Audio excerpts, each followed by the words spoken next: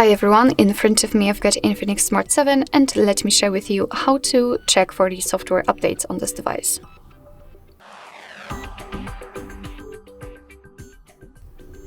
So first of all, we have to enter the settings and then scroll down to the very bottom to find the system.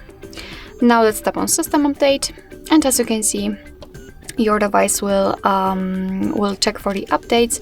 You can find the local update, so simply tap on it in the internal shared storage, or you can tap on online update, and then your device will inform you whether you can download something, so you can download the update or that you're up to date. If you're up to date, you will have all information about the Android version and the update security version.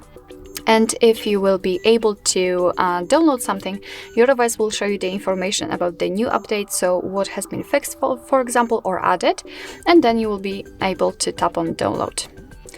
Alright, so that will be all. Thank you so much for watching. I hope that this video was helpful, and if it was, please hit the subscribe button and leave the thumbs up.